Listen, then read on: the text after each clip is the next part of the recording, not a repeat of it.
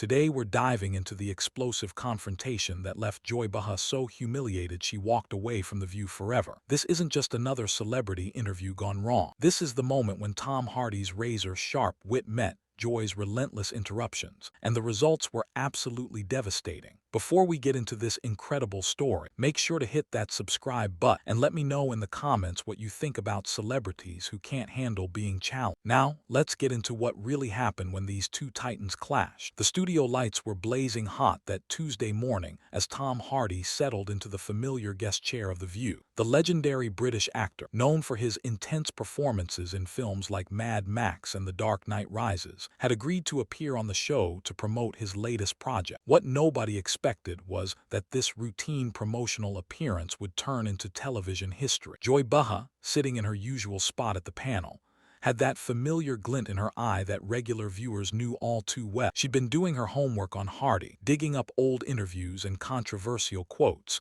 preparing what she clearly thought would be another one of her signature takedown sessions. The other hosts, Whoopi Goldberg, Sarah Haynes, and the rest of the panel, seemed to sense the tension building even before the cameras started rolling. So Tom, Joy began with that condescending smile she reserved for guests she planned to interrogate. Let's talk about your comments regarding method acting. You've said some pretty intense things about how far actors should go for their craft. Don't you think that's just a fancy way of saying actors should be allowed to behave badly? Hardy leaned back slightly, his piercing blue eyes studying Joy with the same intensity he brought to his most demanding roles. There was a pause just long enough to make everyone in the studio hold their breath before he responded in that distinctive granny voice. Well, Joy, I think there's a difference between commitment to craft and behaving badly, though I suspect you might not see the distinction. Method acting requires discipline, research, and respect for the process. It's not about throwing tantrums or making excuses for poor behavior, which seems to be what you're implying. Clu's throat. The other hosts exchanged glances. This wasn't the usual celebrity softball interview they were accustomed to. Hardy had just politely but firmly pushed back against Joy's loaded question, and snuts everyone could feel the atmosphere in the studio shift. Joy's smile faltered for just a moment before she doubled down, her voice taking on that sharp edge that had made her famous for confrontational interviews. Oh, please, Tom. We've all heard the stories about actors who claim they're in character when they're really just being difficult. Surely you can admit that some of this method acting stuff is just pretentious nonsense. Pretentious nonsense. Hardy repeated slowly, his accent making each word sound more deliberate and cutting. That's an interesting perspective from someone who's made a career out of offering opinions on subjects they've never actually experienced. Tell me, Joy, what's your background in performance? What gives you the authority to dismiss the techniques that actors have used successfully for decades? The studio fell silent except for the low hum of the cameras. Joy's face flushed red, clearly not expecting to be questioned about her own credentials. She was used to being the one asking the tough questions, not having to defend her positions. I've been in this business for over 20 years, Joy shot back, her voice rising slightly. I think I know a thing or two about what's real and what's just actors being self-indulgent. 20 years of what exactly? Hardy asked with genuine curiosity that somehow made the question even more devastating. 20 years of sitting behind a desk offering commentary. Because unless I'm mistaken, your performance experience is rather limited, isn't it? I mean, you've done some comedy, some hosting, but you've never actually had to transform yourself completely for a role, have you? Whoopi tried to step in, sensing that things were getting uncomfortable. Now let's not. But Joy cut her off, her pride clearly wounded. I don't need to have climbed Mount Everest to know it's tall, Tom. And I don't need to be a method actor to recognize when someone's using it as an excuse. Hardy's expression remained calm, but there was something almost predatory in his composure now, like a chess master who had just seen his opponent make a fatal error. That's actually a perfect analogy, Joy. You're absolutely right that you don't need to climb Everest to know it's tall. But you would need to be a climber to criticize climbing techniques, wouldn't you? You'd need to understand rope work, oxygen systems, weather patterns. You need actual expertise, not just opinions. Are you saying I'm not qualified to have opinions? Joy demanded, her voice now clearly agitated. Not at all, Hardy replied smoothly. You're absolutely qualified to have opinions. But there's a difference between having an opinion and making authoritative statements about professional practices you've never engaged in. Surely someone with your experience in media understands that distinction. The other hosts were now visibly uncomfortable. Sarah Haynes was fidgeting with her cards, and Whoopi was giving the producers desperate looks off camera. This interview had gone completely off script, and Joy was clearly losing control of the situation. "You know what, Tom?" Joy said, her voice dripping with sarcasm. "I think you're proving my point perfectly. All this intellectual posturing, this need to sound so serious and important. That's exactly what I'm talking about when I say method acting is pretentious." Hardy tilted his head slightly, and for the first time since the conversation began. He smiled, but it wasn't a friendly smile. It was the smile of someone who had just been handed exactly the opening they needed. "Intellectual posturing," he said quietly. "Joy, I've answered your questions directly and honestly. I've engaged with your criticisms thoughtfully. If that strikes you as pretentious, I think that says more about your comfort level with substantive conversation than it does about my character." The words hung in the air like smoke after an explosion. Joy's mouth opened and closed, clearly searching for a comeback. But for perhaps the first time in her television career, she seemed genuinely speechless. Hardy continued, his voice remaining calm and measured. "You asked me about method acting and I explained it. You challenged my explanation, and I questioned your expertise too. Make that challenge. You called my response pretentious, and now I'm pointing out that dismissing thoughtful dialogue as pretentious might say something about your own limitations. At what point in this conversation have I been anything other than respectful and direct?" The camera operators were having a field day, capturing every moment of Joy's visible discomfort. Her usual confidence had evaporated, replaced by the look of someone who had started a fight they were rapidly losing. "This is ridiculous," Joy muttered, clearly flustered. "I'm trying to have a normal conversation here." "Are you?" Hardy asked, his eyebrows raising slightly. "Because from where I sit, it seems like you came into this conversation with a predetermined narrative. You wanted to paint method acting as pretentious nonsense. And when I offered a different perspective, you dismissed it without actually engaging with the substance. That's not a conversation, Joy. That's a lecture where you've decided you already know the conclusion." The silence stretched for what felt like an eternity. Joy's face had gone through several shades of red, and you could practically see her scrambling internally for some way to regain control of the interview. The other hosts looked like they wanted to disappear into their chairs. "Look, I think we're getting a bit off track here." Whoopi finally managed to interject, but Hardy wasn't finished. "Actually, I think we're exactly on track," he said, turning his attention briefly to Whoopi before focusing back on Joy. "Joy asked me about method acting, presumably because she wanted to discuss it. I'm simply trying to understand why she seemed so hostile to the concept without having any practical experience with it." Joy's jaw tightened. She clearly wasn't used to being analyzed on her own show, and her discomfort was becoming more obvious by the second. "I'm not hostile to anything. I just think some actors use method acting as an excuse to be difficult on set. Some actors probably do." Hardy agreed calmly. "Just like some talk show hosts probably use their platform to attack people they disagree with instead of having genuine discussions. Should we judge all talk show hosts by the worst examples?" The comparison hit like a sledgehammer. Joy's eyes widened, and for a moment she looked genuinely shocked that someone had just used her own logic against her so effectively. "That's completely different," she protested, but her voice lacked conviction. "Is it though?" Hardy asked, genuinely curious. "You're saying we should judge method acting by its worst practitioners. I'm suggesting we could judge talk show hosting by its worst practitioners. What makes one valid and the other off limits?" Sarah Haynes tried to jump in. "Maybe we could talk about your new project." But Joy cut her off again, clearly unable to let Hardy's challenge go unanswered. "You're twisting my words, Tom. I never said we should judge all method actors by the bad ones." Hardy's expression remained patient, but there was something almost educational in his tone now, like a professor correcting a student who hadn't done the reading. "Actually, Joy, your exact words were that method acting is pretentious nonsense, and that actors use it as an excuse to behave badly. That sounds like a pretty broad generalization to me. Would you like me to have the producers replay the tape?" The offer to replay her own words clearly rattled Joy even more. She shifted uncomfortably in her seat, and you could see her realizing that every word of this conversation was being recorded for millions of viewers to see. "I think you're being deliberately obtuse," Joy said, her voice taking on a defensive edge that everyone in the studio could hear.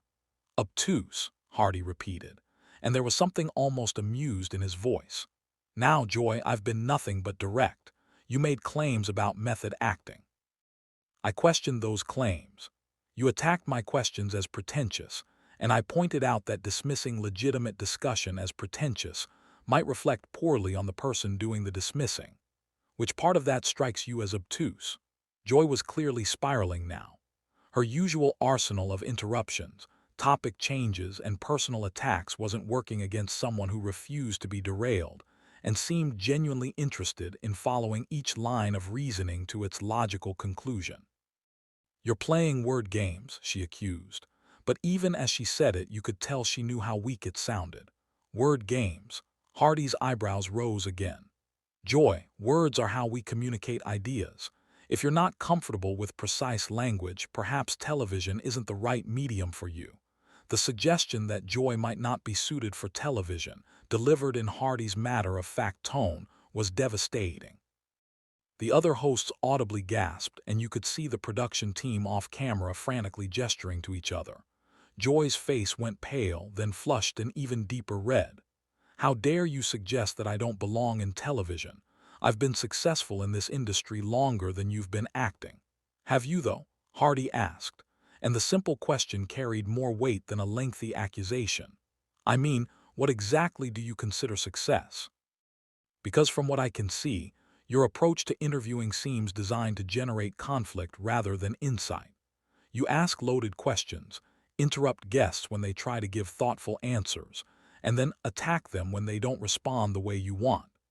Is that really success, or is it just noise?" The accuracy of Hardy's assessment was undeniable. Everyone watching could see that he had just described Joy's interview style with surgical precision. And the fact that he was demonstrating his point in real time by refusing to be interrupted or derailed made it even more powerful. "I ask tough questions because that's what journalists do," Joy shot back, but her voice was shaking now. "Journalists." Hardy's tone remained calm, but the single word carried enormous weight. "Joy, when did you last break a story?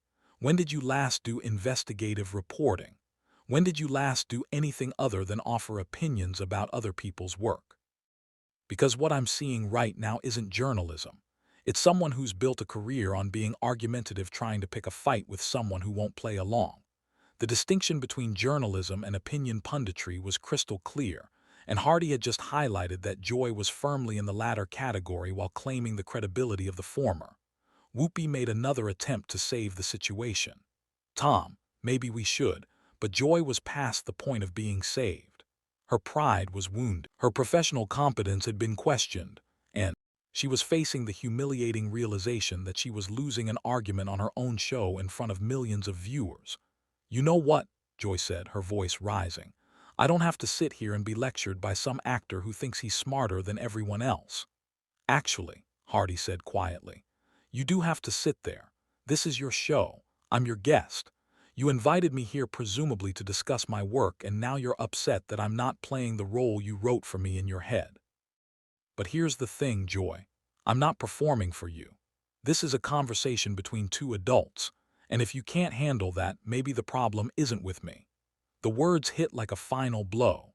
Joy sat frozen for a moment, clearly processing the fact that she had just been completely outmaneuvered by someone who had never raised his voice, never been disrespectful, and never stopped treating her like a professional, even as he systematically dismantled her credibility.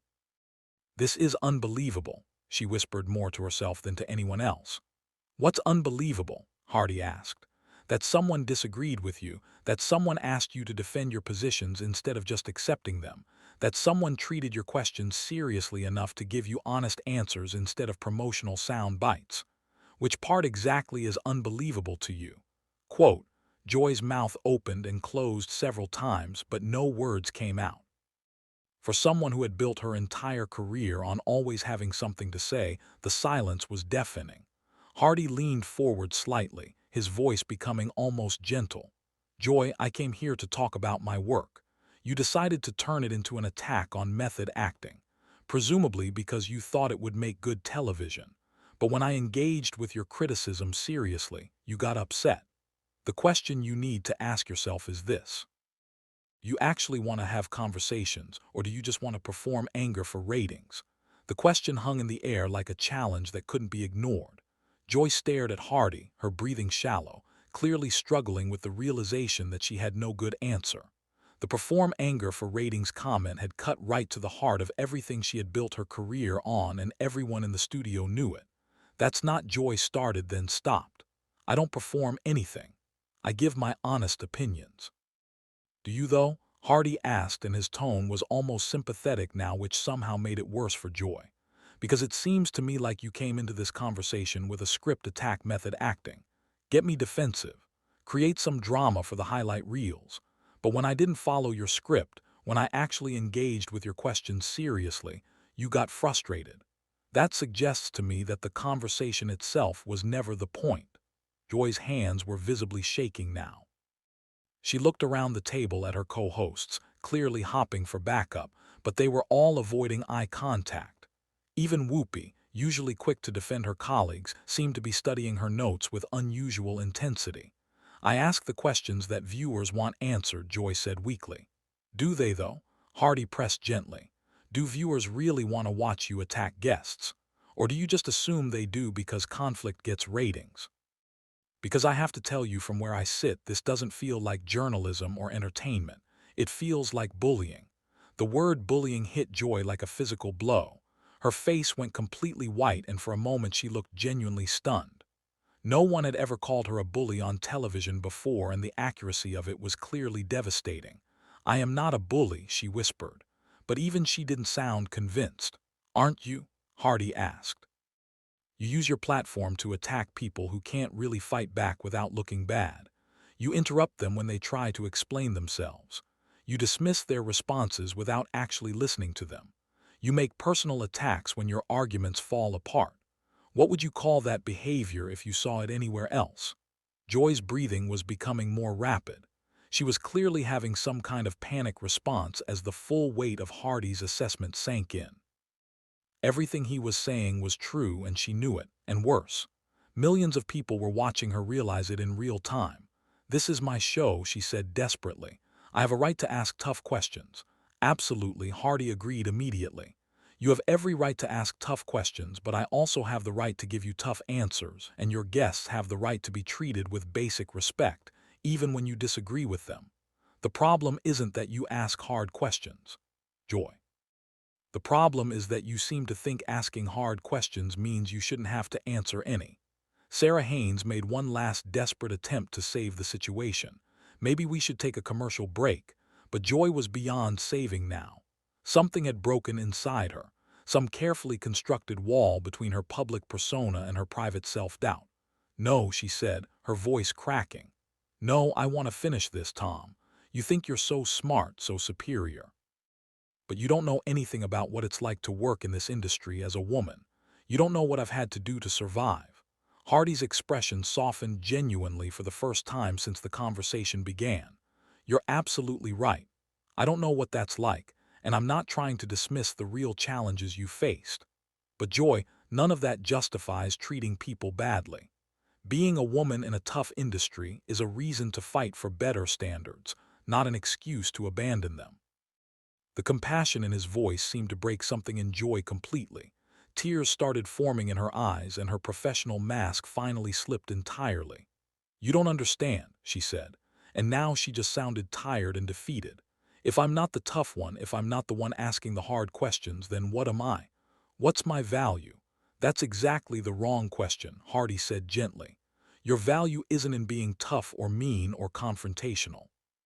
Your value is in being curious, in helping people understand complex issues, in creating space for genuine dialogue. But you can't do any of that if you're more interested in performing conflict than having conversations." Joy was crying openly now, and